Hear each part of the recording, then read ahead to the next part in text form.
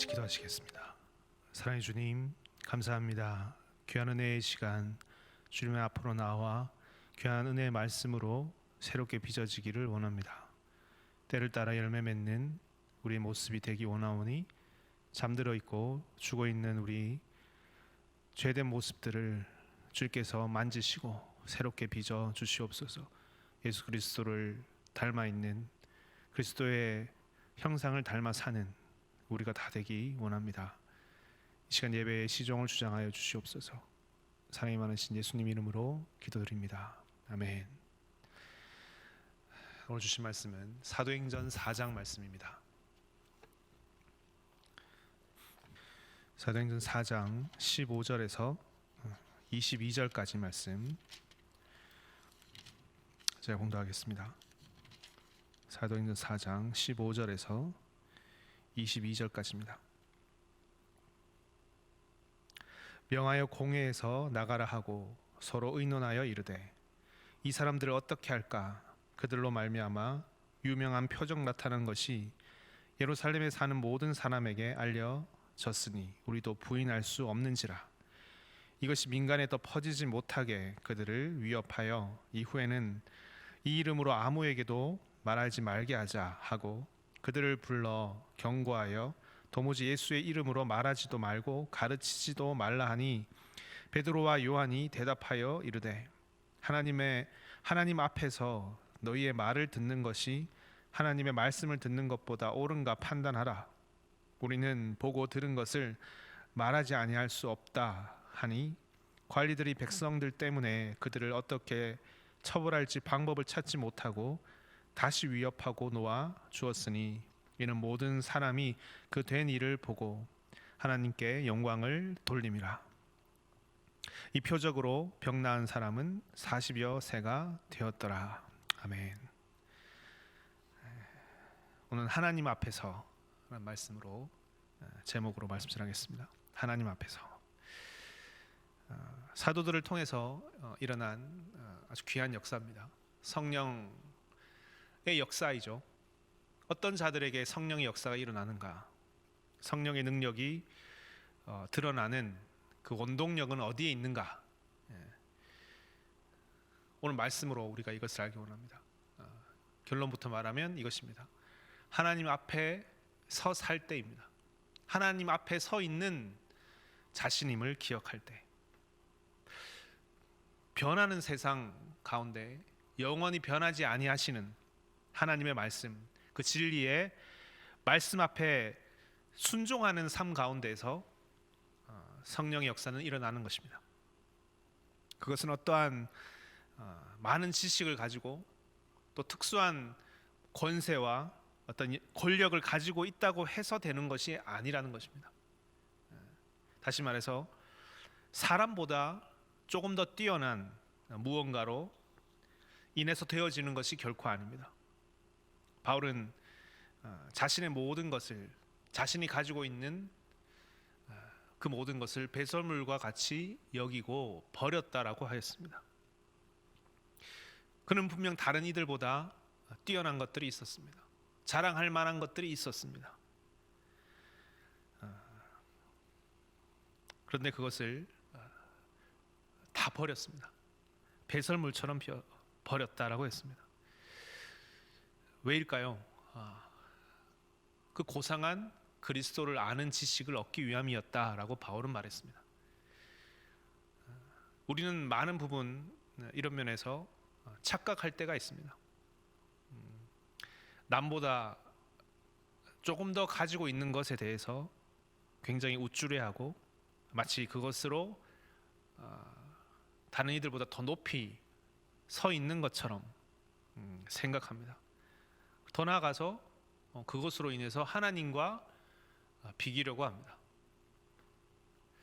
그런 인간의 모습이 있죠. 우리의 모습이 있습니다. 하지만 진정한 지혜는 무엇입니까? 진정한 지혜는 인간은 하나님 앞에 정말 지극히 작은 존재라는 것입니다. 인간이 아무리 뛰어나도 하나님의 그 어리석음보다 못한 것입니다. 이것을 알 때, 이것을 아는 것, 진정한 지혜인 것입니다. 우리가 이런 문제, 이 문제 누가 더 높으냐? 인간으로 의지하고 인간의 지식과 인간의 권력을 의지하는 우리들의 모습, 그러면서 우리 안에 늘 한계에 갇히게 됩니다. 지금 베드로와 요한이 나면서부터 걷지 못하게 된 자를 이렇게 세우셨습니다. 이게 사도행전 3장의 이야기입니다.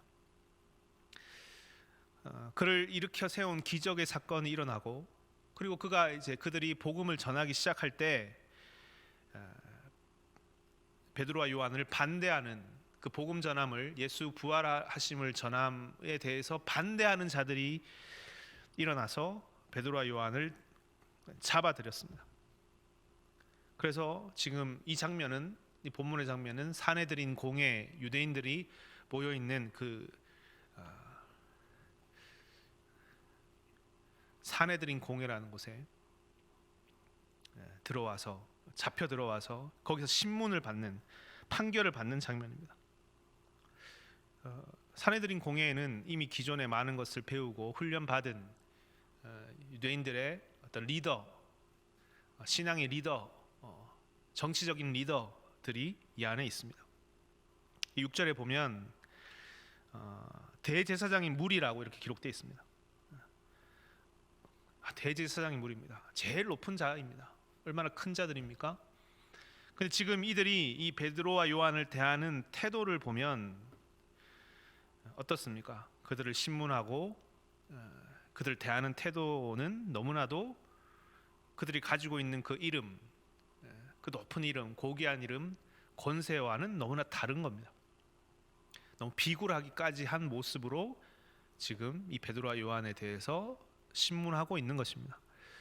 베드로와 요한은 반면에 거침없이 예수 그리스도를 전하였습니다.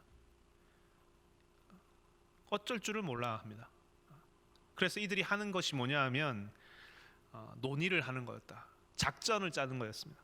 15절을 보면 명하여 공회에서 나가라 하고 서로 의논하여 이르되, 이렇게 있습니다. 왜 나가라고 합니까? 공명정대하게 법대로 처리해야 되는 것 아닙니까? 이것이 그들 안에 어떤 권위의 이유 아닙니까? 이들은 이전에 예수님을 십자가에 죽일 때 앞장섰던 세력들입니다. 예수님을 죽이기 위해서도 그들이 한 것은 모의하였다라고 되어 있습니다. 밤늦은 시간에 이들은 함께 모여 모의하였습니다. 똑같은 방식으로 지금 베드로와 요한을 대하고 있습니다. 어떻게든 그들의 입을 막고 어떻게 하면 죽일 수 있을까, 이런 방도를 찾으려고 논의를 하고 있는 겁니다. 그런데 아주 큰 걸림돌이 하나 생긴 겁니다. 16절을 보면 이 사람들을 어떻게 할까? 그들로 말미암아 유명한 표적 나타난 것이 예루살렘에 사는 모든 사람에게 알려졌으니 우리도 부인할 수 없는지라. 이미 이 표적이 너무 널리 알려져서 함부로 할 수 없게 된 것입니다. 사사롭게 할 수가 없게 된 것입니다. 그 표적을 부인한다는 것은 곧 사람들로부터 많은 이제 질타, 오해를 살 수 있는 그런 상황이었다는 겁니다. 나면서부터 걷지 못하게 된 자를 일으켰으니까 이 놀라운 기적 아닙니까? 이 분명 하나님의 일인데 어찌 이 일을 한 자들을 박해할 수 있느냐라는 도전과 물음이 너무 눈에 빤히 보이기 때문에 어찌할 수 없는 겁니다. 그렇다고 해서 또 그들을 계속 베드로와 요한을 내버려 둘 수도 없습니다. 자꾸 예수의 이름을, 예수 부활하심을 증거하고 있으니까. 그런 표적들이 늘어가게 되면 자신들의 이미 가지고 있었던 자신들의 그 입지, 자신들의 그 세력이 줄어들 것이기 때문에 이럴 수도 없고 좀 저럴 수도 없습니다. 그래서 결국 그들이 하는 것은 무엇입니까? 조용히 따로 불러 협박하는 것입니다. 위협합니다.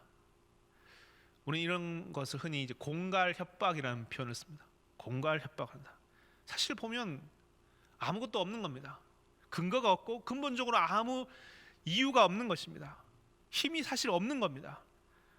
근데 마치 자신이 옳은 양 행세하며 그들을 이렇게 협박하는 겁니다. 그런데 여러분, 정말 그런 건가? 정말 이들이 이럴 수도 없고 저럴 수도 없는 상황이었던가? 이들이 취할 수 있는 방법은 이것밖에 없었는가 하면 아니지 않을까요? 이들이 고민하고 열심히 논의해서 나온 결과가 협박인데 그것밖에 없는 것입니까? 아니죠. 간단하게 분명하게 해결할 수 있는 방법, 그 길이 있지 않습니까? 그것은 하나님 앞에 무릎 꿇는 일입니다. 하나님의 진리 앞에 순종하는 일입니다. 지금 이들의 중심이 하나님이 아니기 때문에, 사람이기 때문에, 사람에게 어떻게 보이느냐, 이것이 더 중요하기 때문에 지금 이들은 논의하는 겁니다. 이들은 갈등하는 겁니다. 걱정하고 논의하게 되는 겁니다. 어떻게 하면 사람들의 환호를 잃지 않고 하나님의 사람이라는 그 이름 아래 자신들의 권력도 유지할 수 있을까? 이것이 그들의 목적이기 때문에 그들은 고민하는 겁니다. 이럴까 저럴까, 무엇이 더 좋을까, 어떻게 하면 조금이라도 더 내 것을 빼앗기지 않고 가지고 있을 수 있을까? 근데 반면에 여러분, 제자들은, 주님의 제자들은, 지금 신문 받고 있는 이 제자들은 어떻습니까? 오늘 제목입니다. 이들은 하나님 앞에 서 있습니다. 먼저는 하나님 앞에 서 있는 자입니다. 19절을 보면 베드로와 요한이 대답하여 이르되 하나님 앞에서 너희의 말을 듣는 것이 하나님의 말씀을 듣는 것보다 옳은가 판단하라. 우리는 보고 들은 것을 말하지 아니할 수 없다 하니. 우리가 이 말이 너무나 전곡을 찔렀을 것입니다. 우리가 하나님의 말을 들어야 하는 거 아니냐라는 겁니다. 단지 베드로와 요한에 대한 이야기입니까? 그들에게도 적용되는 말입니다. 하나님 말씀을 들어야 되느냐, 아니면 너희의 말을 들어야 되느냐, 이 대답이 너무나 놀라운 것입니다. 여러분, 성령의 사람은 이렇게 높은 지혜가 있는 겁니다. 다른 것으로 이야기하지 않습니다. 그들은 여러 논의와 고민 끝에 내어놓은 대답이 협박이었다면 베드로와 요한은 즉시로 대답합니다. 즉시로. 고민할 것이 없습니다. 논의할 것이 없습니다. 이미 그들은, 베드로와 요한은 금연에서 하나가 되어 있습니다.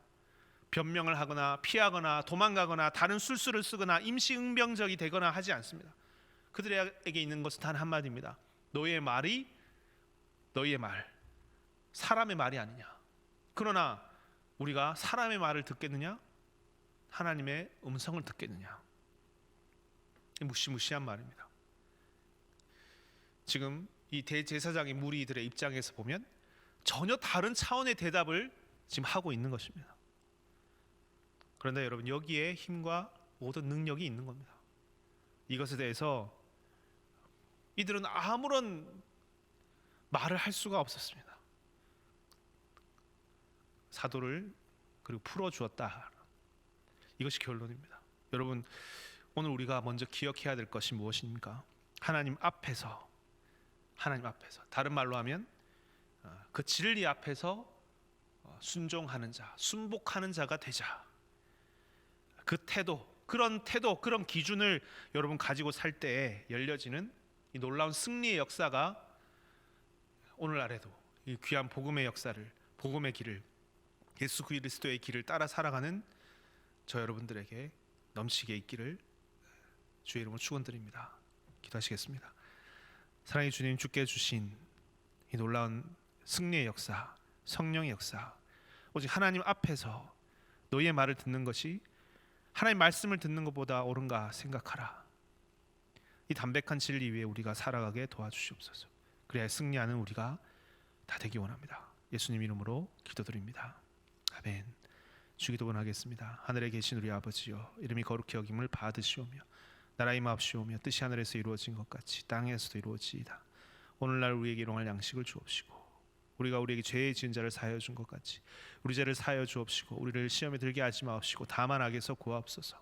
되게 나라와 권세와 영광이 아버지께 영원히 쌓옵나이다. 아멘.